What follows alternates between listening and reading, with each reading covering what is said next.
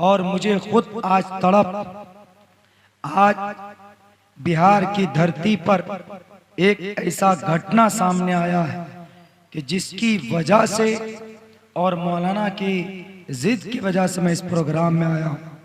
और मैंने यहाँ बहुत सारे मीडिया वाले बैठे, खुसूसन कई ये हजरत कारी साहब के साथ रहते, वो RK इस्लामिक आवाज़ वाले, और ये आशिक साहब सिरात मुस्तकीम हमारी भी चैनल चलती। हमने पर्सनली इनको कहा कि तुम आज प्रोग्राम में जाओगे और मेरे उस रिपोर्ट को कवर करोगे। एक बच्ची है जिसका नाम माहिनूर,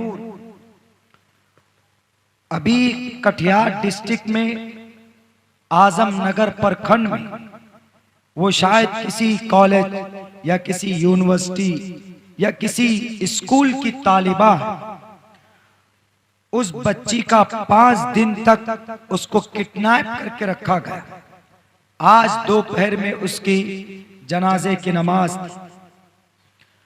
5 दिन तक उसको बंधक बनाकर रखा गया। उसी बीच उसकी इज्तिमाई यानी सामूहिक बलात्कार किया गया। उससे जब मन नहीं भरा तो उन जालिमों ने उस बच्ची को आखिर में उसका मर्डर कर दिया। ये तो जुर्म हुआ, लेकिन सितम बालाए सितम ये कि वहां की जो रूलिंग सिस्टम, वहां की जो एडमिनिस्ट्रेशन और ये बेज़मीर मीडिया वाले, इनको ये खबर चलाने में पता नहीं क्या पेट में दर्द होता है। एक बेटी की इज्जत लूटी गई, उसका बलात्कार हुआ, 5 दिन तक उसका बंधक बना के रखा गया। जरा सोचो कि उन 5 दिनों के अंदर उसके साथ कैसा कैसा जुल्म किया गया होगा। उसको चैनल पे नहीं चलाएंगे, ना तो अमर उजाला ने, दैनिक जागरण ने, ना हिंदुस्तान ने, ना टाइम्स ऑफ इंडिया ने, और ना द हिंदू ने। द हिंदू एक अखबार, किसी भी चैनल आज तक, ABP, इंडिया TV, किसी ने इसको कवर नहीं किया, न कोई बोला, सिर्फ इसलिए कि उसका नाम माहिनूर। डॉक्टर प्रियंका रेड्डी के साथ जब गलत हुआ था तो सबसे ज्यादा चीख चीख कर अगर स्टेज पर उनके मुजरिमीन को कैफरे किरदार तक पहुंचाने की किसी ने आवाज बुलंद की थी तो अब्दुल्ला सालिम था। हमको इससे कोई सरोकार नहीं कि वो डॉक्टर प्रियंका नाम की थी। माहिनूर समाज की एक बेटी थी। वहां के पुलिस वाले इस मामले को ढकने की कोशिश कर रहे कि मुजरिमीन को बचाया जा सके। अभी मंदिर मस्जिद का मामला आ जाए तो सबसे पहले बड़े बड़े कैमरे लेके पहुंच जाते हैं कि नहीं यहां पर ये निकल गया, वहां पर वो निकल गया। क्या एक मंदिर मस्जिद की कीमत इस धरती पर एक मनुष्य के आत्मा से, उसके आबरू से बढ़कर है?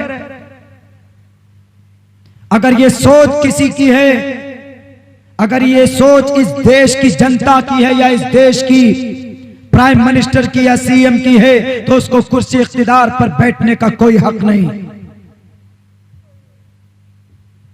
अगर यही रवैया इन मीडिया वालों का है तो मैं समझता हूं कि इनके दफ्तर में, ऑफिस में ताले लगने चाहिए। अंजना ओम कश्यप, बताओ तुम्हारे साथ अगर यह हरकत होता, तुम्हें 10 दिन के लिए तुम्हारा किडनैप होता या समाज की किसी बेटी के साथ, तो क्या तुम यही चाहते कि लोग खामोश रहें? इस दर्द की वजह से मैंने कहा कि मैं बोलूंगा, इसलिए कि इस जमीन पर इंसान की आत्मा की अहमियत ज्यादा है। इंसान को कत्ल करने की परमिशन न तो कुरान में न तो गीता में, सिर्फ 2 जगह में, एक जगह में, 2 जगह पे भी नहीं, सिर्फ एक जगह पे, बैटल फील्ड में, लड़ाई के मैदान में उसके अलावा इंसान की कत्ल की कोई गुंजाइश, कोई रास्ता कहीं नहीं। बल्कि कुरान में तो यूं कहा गया, मन कतल नफ्सन बिगैर नफ्सिन औ फसादिन फिल अर्ज़ फकअन्नमा कतल अन्नास जमीआ। अगर इस जमीन पर किसी इंसान को बिना किसी जुर्म के उसका कत्ल किया जाता है तो अल्लाह तबारक व तआला फरमाते हैं कि एक इंसान का कत्ल नहीं हुआ, बल्कि पूरी इंसानियत का, पूरी मानवता का कत्ल हो गया। इसलिए कि बिना किसी जुर्म के, बिना किसी गुनाह के किसी इंसान को कत्ल किया जाए तो वह ऐसा है जैसे उसने मानवता का कत्ल कर दिया। और कत्ल और मर्डर, मद्दे मुकाबिल को तलवारों से कुचलना, तीरों से उनके जिस्म को छलनी करना, यह परमिशन सिर्फ बैटलफील्ड, जैसे कृष्ण जी ने कहा था अर्जुन को, भगवत गीता के 5-6 श्लोक पढ़िए, वहां मिलेगा आपको धर्म क्षेत्र, कुरुक्षेत्र, हस्तिनापुर, धर्म क्षेत्र कुरुक्षेत्र समवेता। गीता का पहला श्लोक है मेरे हिंदू भाइयों, गीता का पहला मंत्र है ये, धर्म क्षेत्र कुरुक्षेत्र समवेता युत्सवः मामका पांडवाश्च किम कुर्वत संजय। धृतराष्ट्र कौरव और पांडवों का अब्बा संजीव से कहते हैं कि मुझे बताओ, अंधे थे, नहीं देख सकते थे, मुझे जरा बताओ कि कैसी लड़ाई हो रही। वहां पर उस लड़ाई के मैदान में कृष्ण जी आए हैं और अर्जुन के साथ उनके ड्राइवर, उनके पहलवान बने बैठे और अर्जुन को उभारते हैं लड़ाई पर, कत्ल पर, कि अर्जुन हृदय शुद्रो दौर बल्यम, बुज़दिल मत बनो, अपनी बाजुओं में ताकत पैदा करो और इनका खात्मा करो। किनका? जो तुम्हारे सामने जंग में आए, इनका मुकाबला करो। कुतस्तुवा कश्मलिदम विश्मे समुपस्थितम अनार्य जुष्टम कीर्ति कर्म जुनाहा। ए अर्जुन, तुम क्यों हथियार डाल दिए, खामोशी के साथ बैठ गए? बैटलफील्ड में मुकाबला करो। यही पैगाम कुरान का है कि तुम जंग मत करो, जंग की इच्छा मत करो। लेकिन जब तुम्हारे सामने जब जंग करने वाले आ जाएं, जब तुम्हारे सामने लड़ाकू लड़ाई करने वाले आ जाएं, तो फिर किसी को छोड़ो नहीं, फजर बर रिकाब, उसकी गर्दन उड़ा दो। ये परमिशन सिर्फ जंग की मैदान में, उसके अलावा कहीं पर भी इंसान को मारने की इजाजत या परमिशन नहीं दी गई, न तो कुरान में न तो गीता में। हिंदू भाई, आप यहाँ पर बैठे, इसीलिए मैंने इस चीज का इंतखाब किया कि आज इंसानों की जानों की हत्या बहुत आम, कॉमन मार दिया जाता है कहीं पर भी। एक जैन नामी शख्स, जैन धर्म का एक इंसान अभी कुछ दिनों पहले स्टेशन में या कहीं पे मध्य प्रदेश के स्टेशन में उसको मुस्लिम समझकर मार दिया गया। आपकी गीता ने परमिशन दी आपको? आपके ऋग्वेद ने परमिशन दी आपको? नहीं। आपको बड़ा इंसान बनना है, मातृमान पितृमान छार्यावान पुरुषोवेदा, तो अपने माँ बाप की पूजा प्रार्थना करो और ज्ञान हासिल करो। अपने टीचरों को, असातिज़ा को अपने सर पर बिठाओ। ज्ञान हासिल करोगे तो महान इंसान बनोगे। किसी पार्टी का झंडा लगाकर और किसी एक तबके को टारगेट करना, इससे तुम महान नहीं बन सकते। सीमांचल के एडमिनिस्ट्रेशन, पूर्णिया कमिश्नर में बैठे हुए आईजी और डीआईजी और कटिहार के डीएम, एसडीएम, एसपी, डीएसपी, आपको पूरे सीमांचल ने, पूरे भारत से एक सवाल किया जाता है कि उस बेटी की मुजरिम को पकड़िए। आप मुसलमान हो के हिंदू हो, उसका जुर्म साबित है लोगों के सामने में, उसको फौरन फास्ट ट्रैक अदालत में डालकर उसको सूली, उसको फांसी के फंदे पर लटकाइए। और मैं कहूंगा इन सीमांचल के सारे लीडरान से, खुसूसन मजलिस के लीडरान से, जो 5-5 हमारे विधानसभा के मेंबर ऑफ लेजिस्लेटिव असेंबली, बड़े उम्मीदों के साथ अवाम ने आपको कुर्सी इख्तिदार पर बिठाया। आप इस बेटी की इज्जत को, आप इस बेटी की आवाज को बुलंद कीजिए सदन में, पटना सरकार उस सीएम हाउस तक पहुंचाइए और इस बेटी को इंसाफ दिलाइए। खामोश मत बैठिए, मुंह में ताले लगाकर बैठेंगे तो आप उससे बड़े मुजरिम हो जाएंगे जिन्होंने ये जुर्म किया। तमाम के तमाम हिंदू मुसलमान सब लीडरान से मैं कहूंगा कि उस माहिनूर बेटी को उनको जस्टिस दिलाइए, उनको इंसाफ दिलाइए और ऐसी सजा दी जाए कि ताकि आइंदा कल किसी समाज की बेटी की इज्जत और आबरू न लूटी जाए। मेरे भाइयों, मेरी आवाज बहुत, मैं नहीं बोल पा रहा हूं, मेरी दिक्कत है, वरना मेरा तो मन करता है इस टॉपिक पे खूब बोलने का, लेकिन मजबूरी है। बस सिर्फ एक जगह है जिस पे इंसान को मारा जा सकता, कत्ल किया जा सकता है, वो भी सिर्फ किसको? जिसके हाथ में हथियार।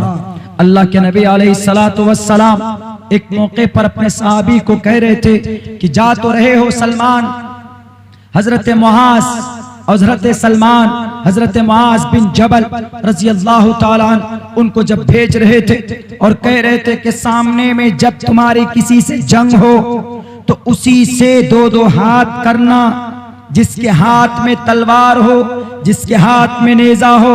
अगर सामने कोई बच्चा है, अगर सामने कोई बूढ़ा है, सामने कोई बेटी है, सामने कोई समाज का कोई बूढ़ा तबका है तो उसको मत मारना। या तुम्हारे सामने में पेड़ पौधे हो, बागात हो तो बागात को मत जलाना, कोई पेड़ हो तो उसको मत काटना। ये नसीहत किनकी? मोहम्मद रसूलुल्लाह सल्लल्लाहु अलैहि वसल्लम की। और यही नसीहत श्री कृष्ण जी की गीता के अंदर अर्जुन को कहा गया।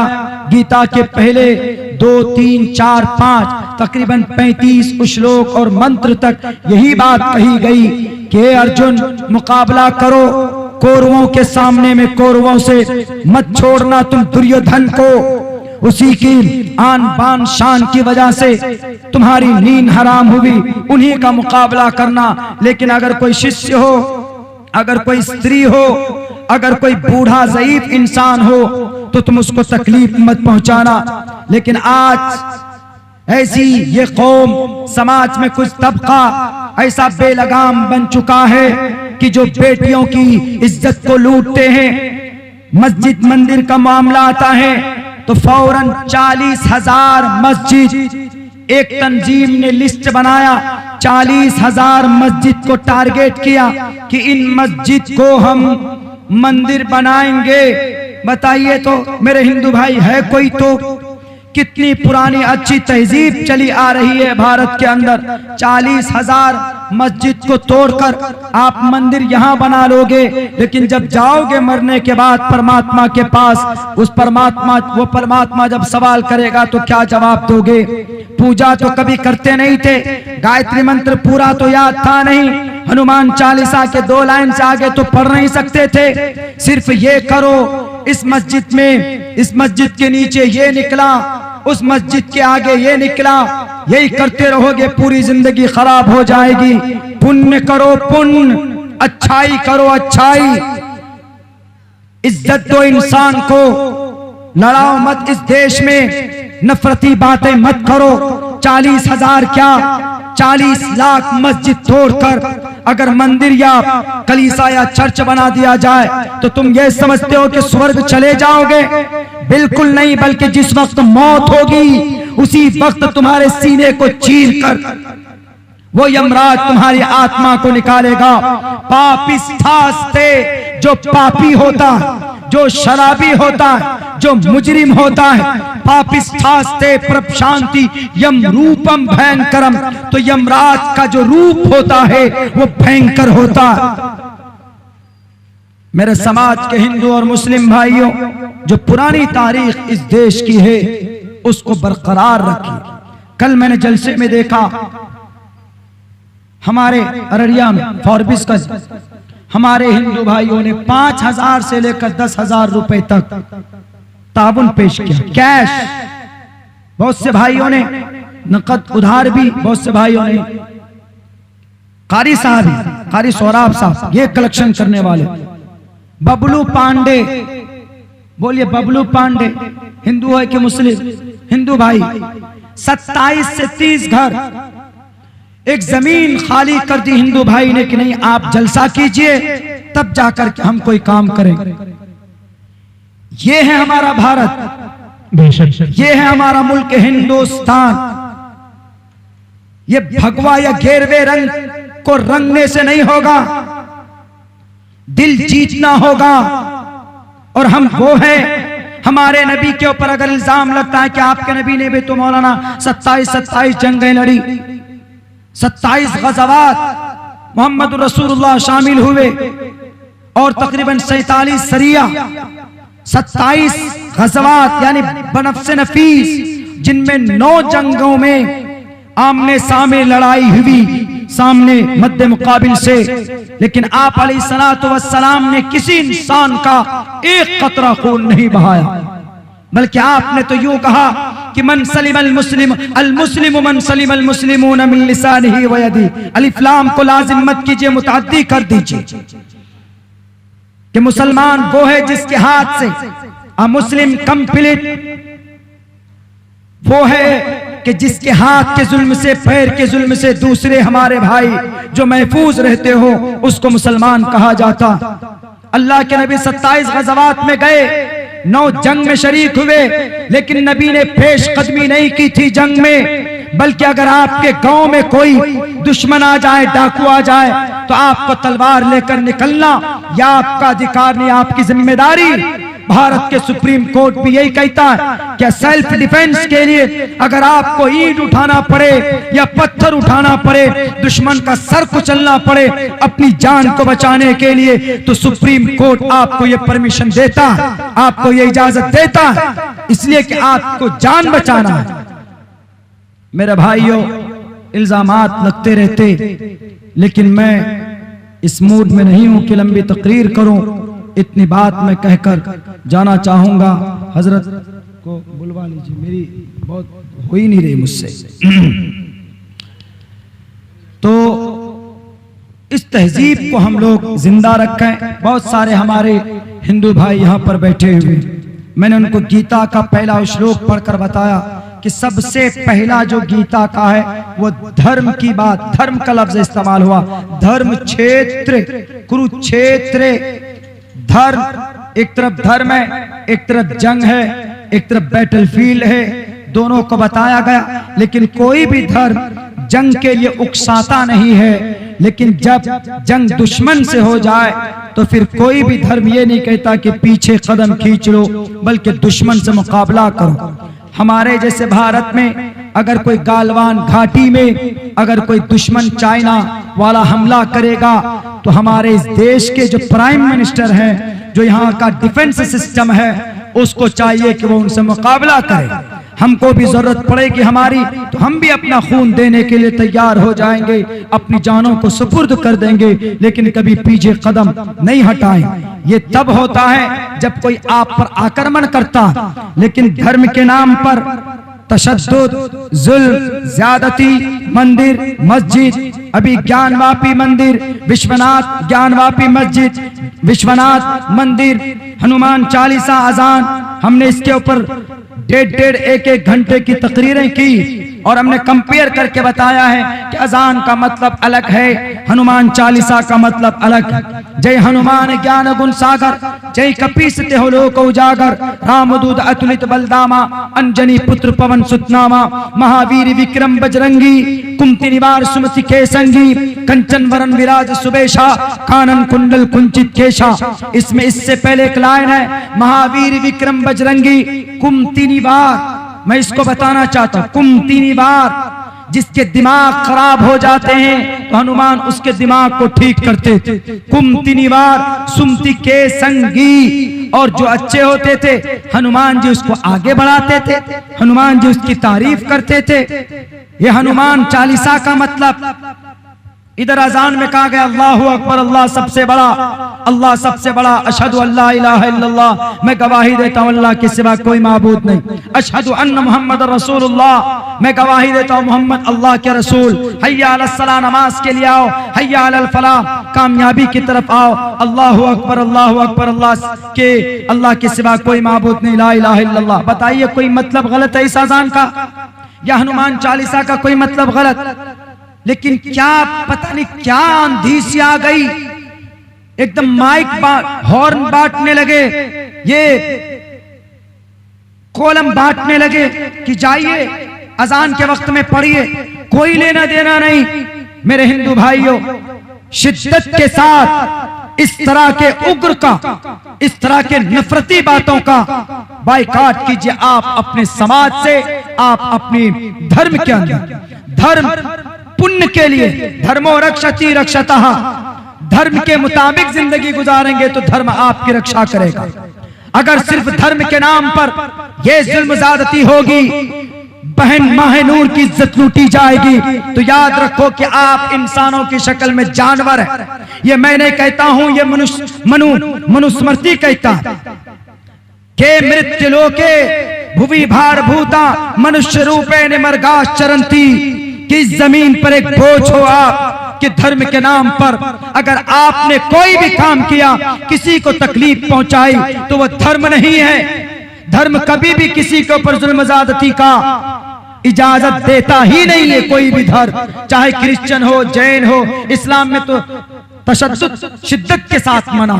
अभी कश्मीर के अंदर एक एक्ट्रेस को मार दिया, किसी ने मार दिया, जान मर्डर करके, और मीडिया में क्या बात फैलाई गई कि उसने कलीमा नहीं, उसने पर्दे में अपने आप को कवर नहीं किया था, शरीयत को नहीं मानती थी, इसलिए उसको फला मुस्लिम जवान ने उसको जिहाद के नाम पर उसको मार दिया। बिल्कुल गलत।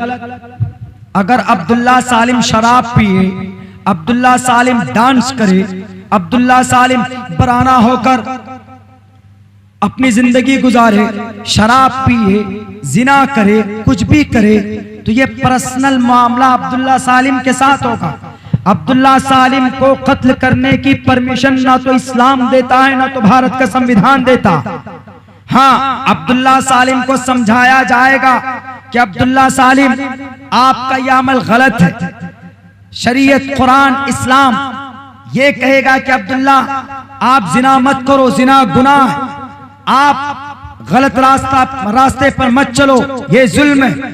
इतनी बात जरूर, लेकिन अब्दुल्ला सालिम के ऊपर जुल्म ज्यादती करने की परमिशन किसी को नहीं।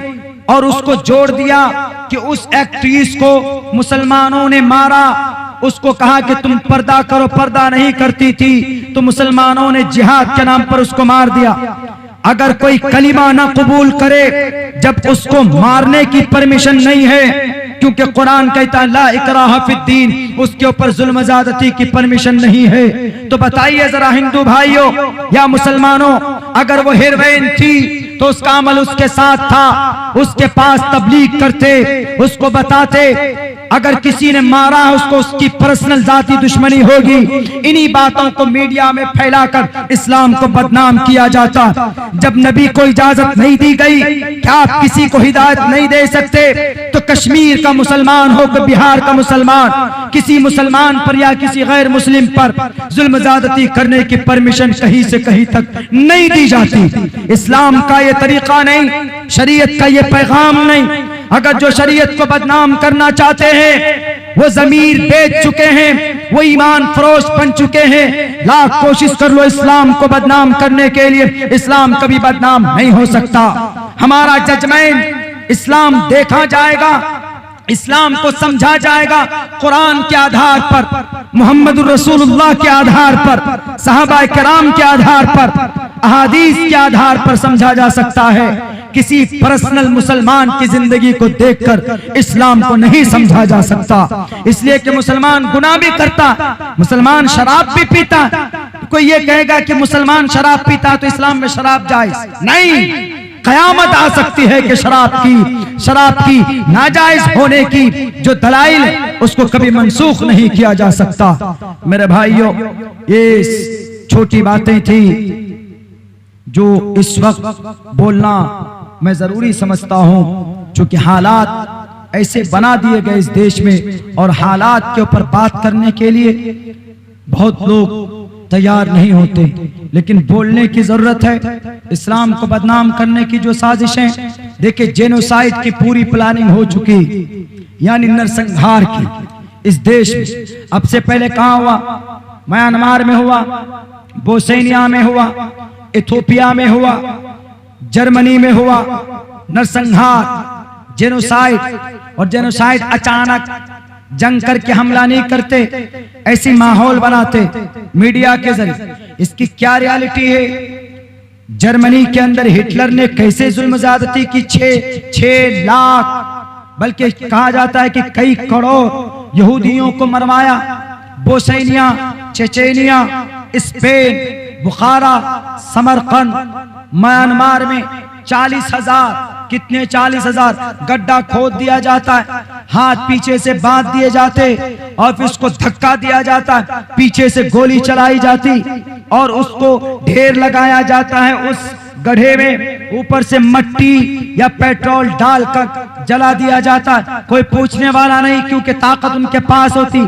इस देश में वही तैयारी की जा रही, एक मुतय्यन targeted community that is called in census list Muslim minority, इन मुसलमानों के नरसंहार की कोशिश की जा रही।